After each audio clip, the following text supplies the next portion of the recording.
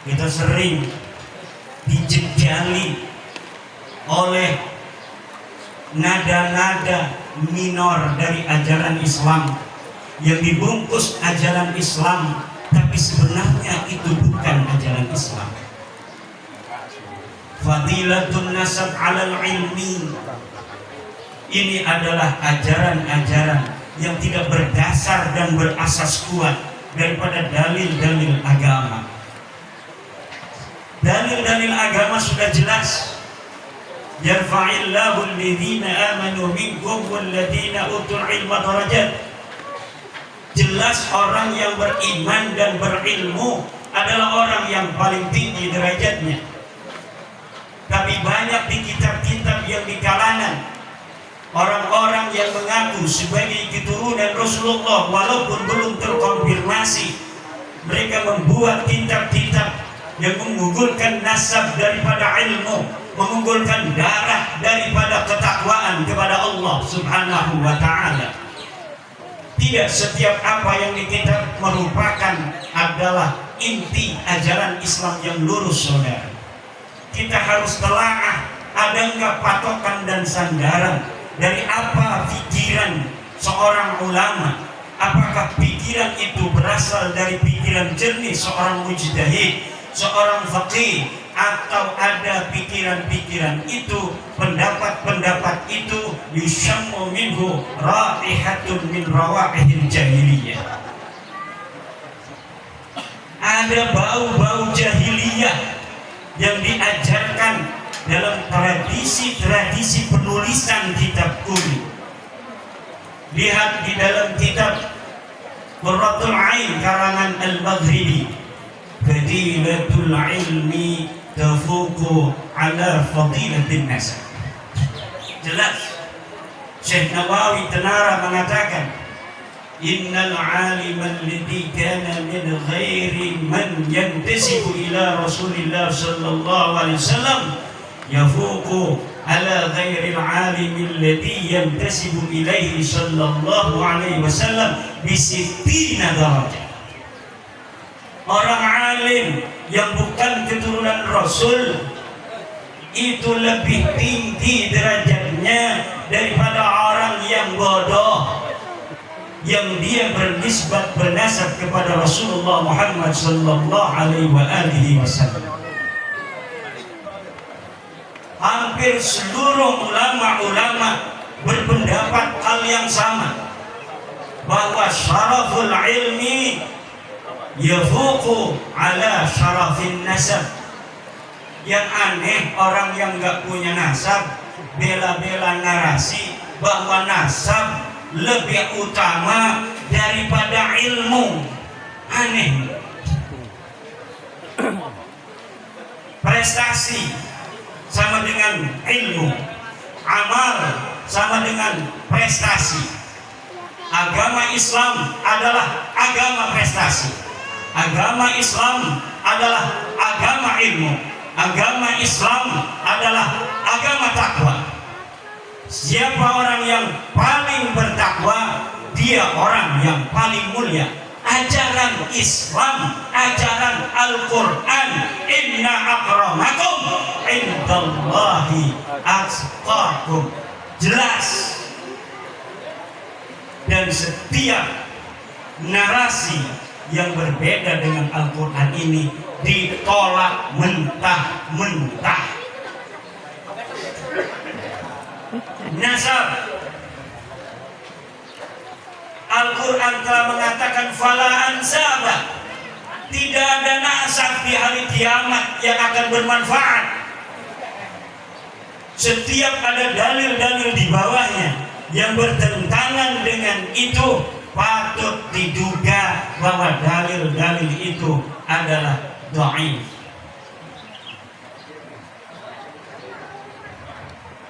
Dan ini yang harus dikembangkan di tengah-tengah bangsa Indonesia ini. Bangsa yang telah kita sepakati bersama untuk kita hidup dari suku Sunda, Betawi, Jawa, Sasak, Batak, Madura, Kalimantan yang pakai Dayak itu namanya, Papua, semuanya kita saudara. Dan ternyata setelah hasil tes DNA dari orang-orang Papua, orang-orang NTT, orang-orang Sunda, orang-orang Jawa dan Dayak, walaupun dari sisi kulit berbeda saudara, tes DNA-nya dinyatakan dari satu leluhur yang sama.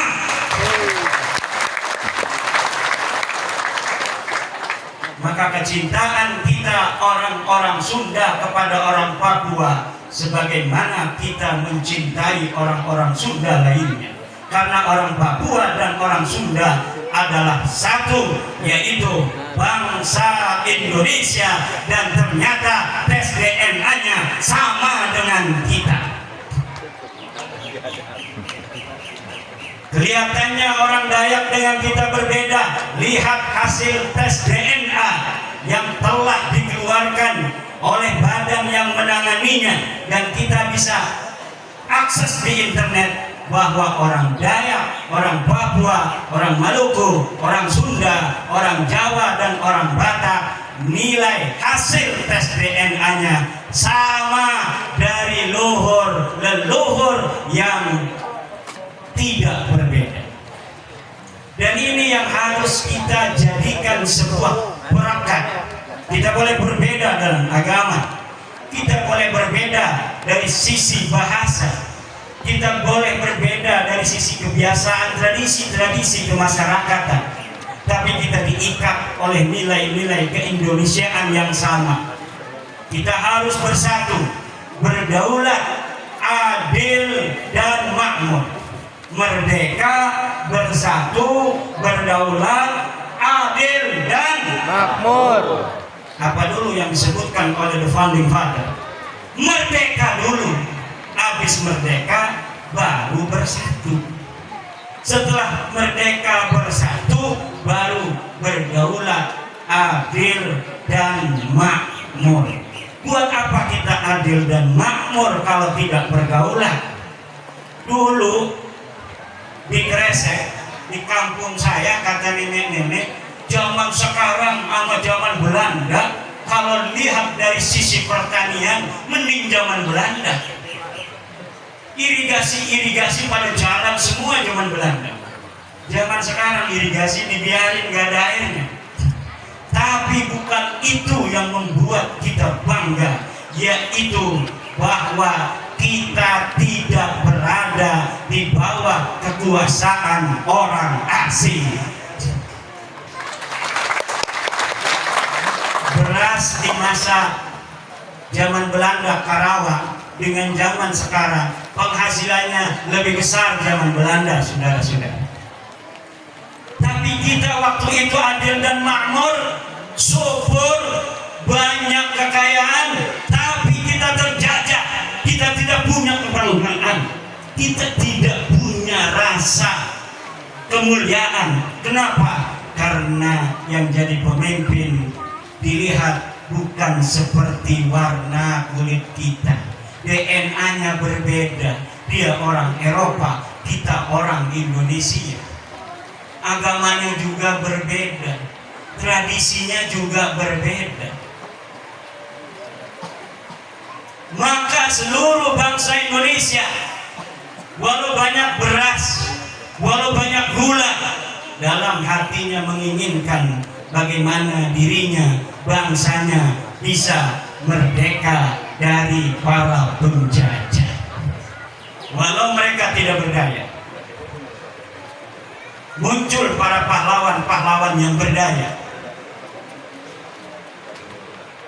Muncullah Pangeran Diponegoro, muncullah Imam Bonjol, muncullah Kiai Haji Zainal Mustafa dari Tasikmalaya, muncullah Kiai Haji Asnawi dari Caringin. Zaman-zaman itu orang-orang yang mau bicara tentang merdeka resikonya mati, saudara. Maka keberanian itu sebenarnya bisa ditunjukkan dalam keadaan-keadaan seperti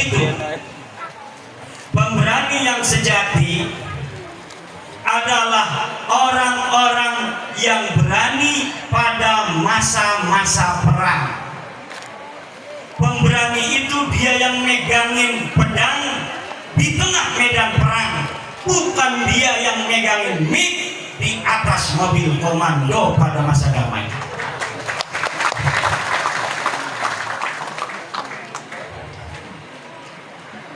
Ada orang ngajak-ngajak perang, megangin mic, teriak-teriak, siap perang, siap, siap perang, siap. Ya perang sama siapa? Kita kagak ada musuhnya, betul? Perang sama siapa? Perang sama polisi, bugot ente. Perang sama tentara, Anda mau memberontak negeri. Nggak ada penjajah, kita aman-aman saja.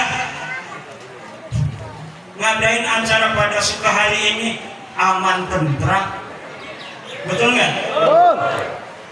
Malam kemarin saya ceramah ditolak, menolak Imaduddin, pemecah belah umat. Saya datang aja ngapain coba, mana? Kagak ada yang ngomong. Kita sudah bisa ukur, saudara, keberanian orang-orang yang hari ini ada di Indonesia. Orang-orang yang hari ini ada di Indonesia, yang berani siapa? Yang berani adalah mereka, orang-orang Indonesia yang leluhur mereka ada di Surabaya pada tanggal 10 November 1945. Mereka bilang mereka pemberani. Hei, kamu dan keluargamu ketika 1926 rakyat Banten perang, kamu dan keluargamu ada di mana? Ketika 1888 Cilegon perang, ente dan keluarga ente ngumpet di mana? Ketika 1825 perang Jawa, ente dan keluarga ente ada di mana? Ane cari kagak ada.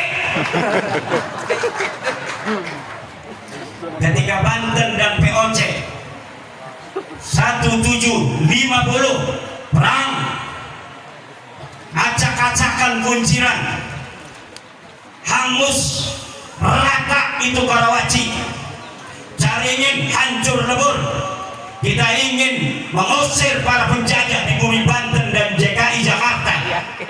Kita perang, leluhur kita mati, ente sama keluarga ente ada di mana? 1654 perang Cisadane, dengan gaya Manuk Dadali, tentara Kesultanan Banten mengusir penjajah VOC, merebut Cipondoh, merebut Kunciran, merebut Sudimara, merebut Pinang, agar kembali berada di bawah kekuasaan Kesultanan Banten, anak negeri sendiri. Ketika itu ente dan keluarga ente ada di mana?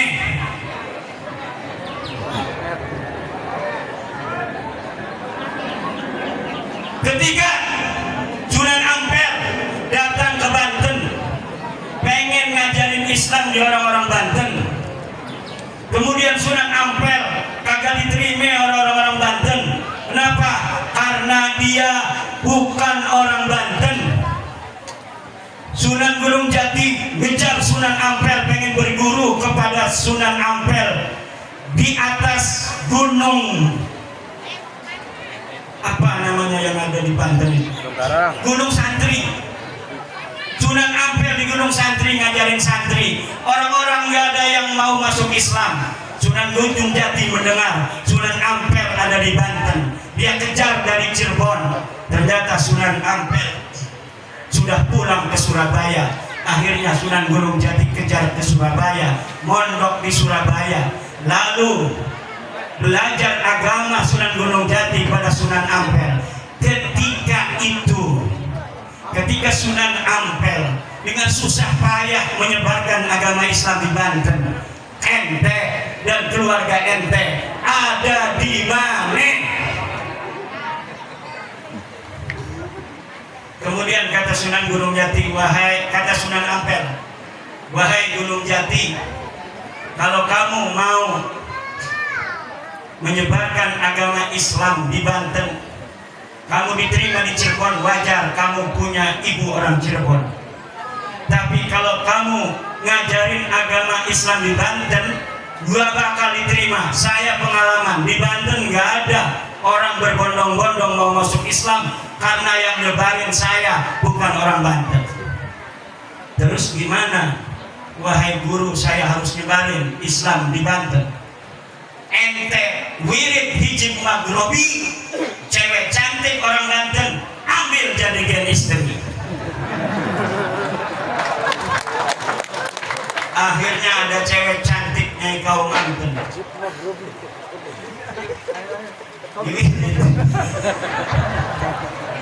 Bismillahirrahmanirrahim. Akhirnya mau Nyai Kau Anten jadi istri daripada Sunan Gunung Jati.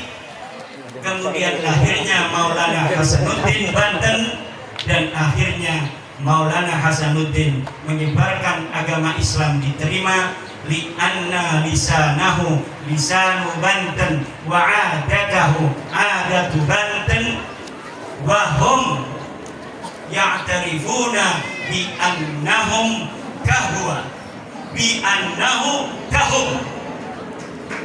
Orang-orang yang berpikir seperti ini dalam cara-cara menyebarkan agama Islam di Nusantara tidak akan mengalami benturan dengan orang-orang Indonesia. Dan hampir seluruh para wali-wali yang ada di Indonesia, min Aceh ila Lampung, wa min Merak ila Banyuwangi, wa min Bali ila NTT, wa min Maluku ila Papua, ada cara-cara pernikahan yang ditempuh untuk menyebarkan agama Islam. Walaupun tingkat keberhasilan mereka di bumi Indonesia bermacam-macam, tetapi caranya satu, cara tasamuh, toleransi, saling asah, saling asih, menyentuh hati, bukan dengan kekerasan dan perang.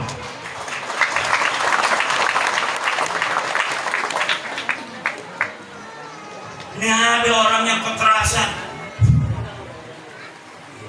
memperlihatkan keberanian di tengah-tengah keheningan.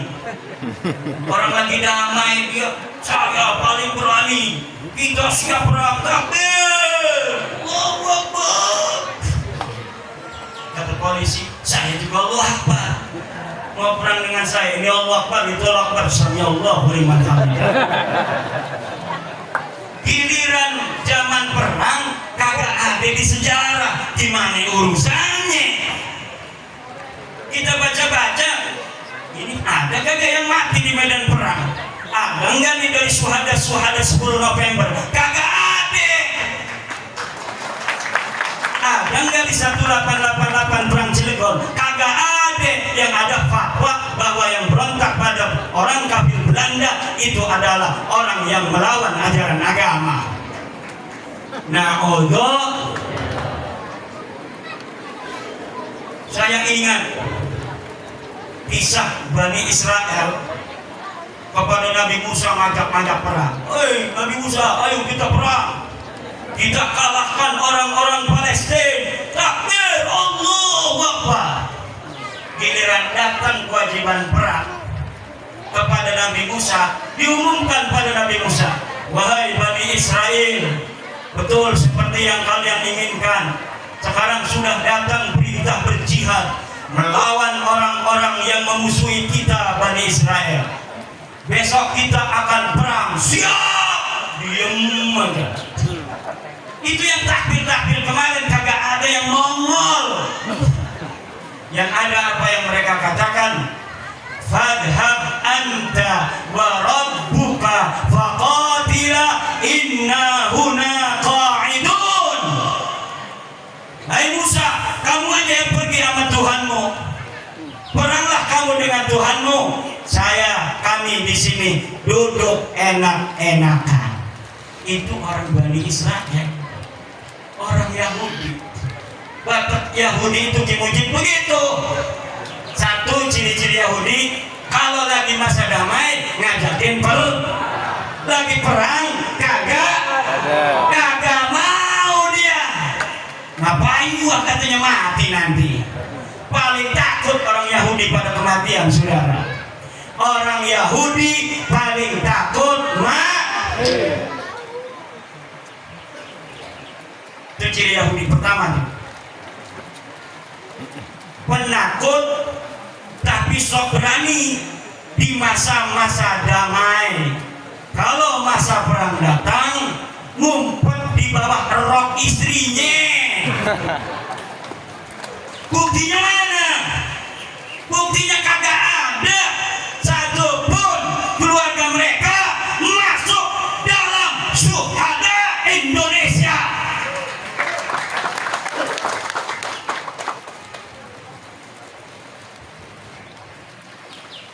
Coba yang pura-pura berani itu, yang sok berani, urut dari namamu sampai Ubaidillah, ada nggak yang mati di medan perang? Urut.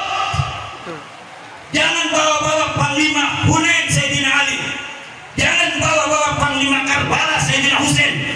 Mereka adalah cucu Rasulullah. Tapi urut dari Ubaidillah sampai namamu, ada tidak yang mati di medan perang? Saya berani untuk bertaruh, tidak ada di antara nama itu sampai mereka yang mati di medan perang untuk membela agama Allah. Salam Muhammad.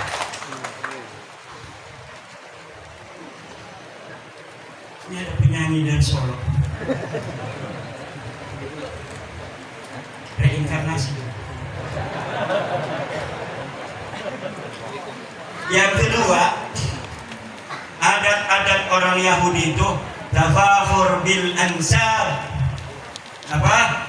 Tafahur, membangga-banggakan nasab. Ini adalah kelakuan orang-orang Yahudi. Mereka menganggap dirinya asy'abul mukhtar, suku bangsa yang terpilih. Inna nadbi'ab wa ghairuna qati'un minal ghanam. Kami adalah serigala, selain kami adalah seiris daging kambing saja. Bukan kambing, seiris daging kambing. Makanya mereka tidak mau orang Yahudi menikahkan anak-anak perempuan mereka dengan laki-laki yang bukan Yahudi. Ini ciri-ciri ketiga Yahudi. Tidak akan menikahkan anak perempuan mereka orang Yahudi itu kepada laki-laki yang bukan Yahudi. Ciri-ciri selanjutnya Yahudi apa? Ciri-ciri selanjutnya Yahudi, orang Yahudi kalau manggil orang bukan Yahudi ada panggilan khusus. Orang Yahudi disebut jamaah Yahudi, bukan Yahudi disebut ummi. Makanya Rasulullah disebut an-nabiyul ummi, nabi yang bukan Yahudi. Bab apa ini? Bab tajawuz. Allah katakan seperti yang dikatakan orang Yahudi, menghina orang Yahudi, bahwa yang aku pilih sebagai nabi terakhir adalah an-nabiyul ummi, nabi yang bukan Yahudi.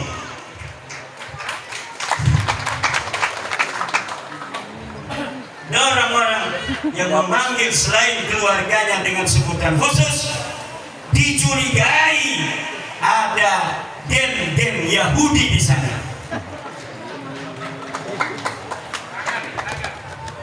Setuju nggak ya? Siap? Panglima Dakil gak berani.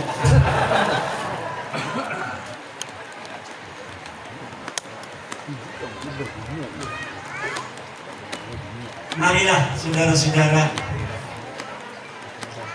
para santri-santri pada suka